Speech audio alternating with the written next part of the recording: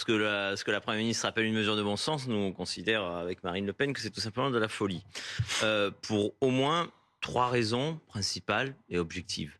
Déjà, notre pays compte aujourd'hui encore, malgré le trafic des chiffres, 5 millions de chômeurs. Voilà. Bon, déjà, c'est factuel. 5 millions de chômeurs si on compte toutes les catégories.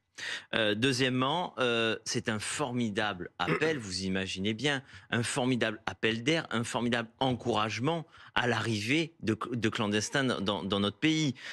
Vous allez travailler pendant 8 mois, donc vous allez être esclavagisé pendant 8 mois, et ensuite vous allez avoir l'Eldorado social français à vie. Ce n'est tout simplement pas imaginable. Le troisième point, objectif également, nous avons aujourd'hui un impératif, c'est d'intégrer par le travail les immigrés qui sont déjà en situation régulière chez nous. Tout simplement. Ça, c'est un devoir en tant que politique de trouver des solutions à ce problème-là. Or, ce problème est loin d'être solutionné, puisqu'il y a 2 fois plus de chômage chez les immigrés réguliers que dans la population française dans son ensemble.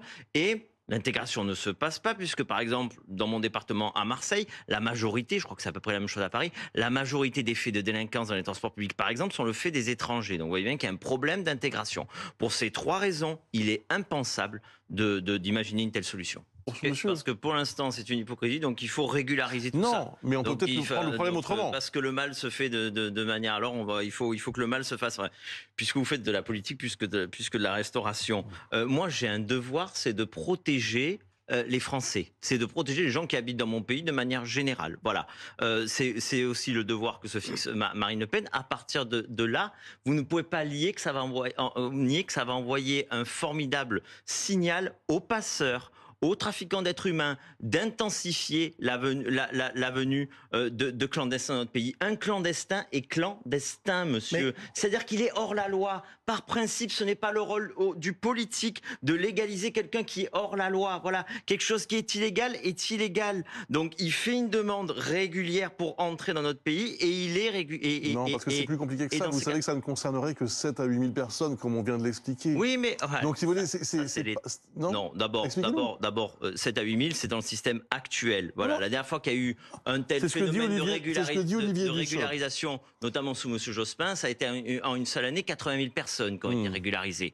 Donc moi, pour l'instant, le système actuel du cas par cas, où on fait confiance au préfet, me va. Ce système de créer une nouvelle filière, parce que monsieur répond à un problème économique, il n'y a pas que de l'économie dans la vie. Monsieur de Namur vous répond. Il y a aussi le terrorisme, il y a aussi tout ça. On résout le problème de l'immigration dans sa globalité. Donc on dit chiche au gouvernement si on résout le problème de l'immigration dans sa globalité. L'immigration du travail, c'est 10% de l'immigration. Le reste de l'immigration, c'est 90%. On remet les choses à plat, on fait un référendum et là, on résout tous les problèmes d'un seul tenant.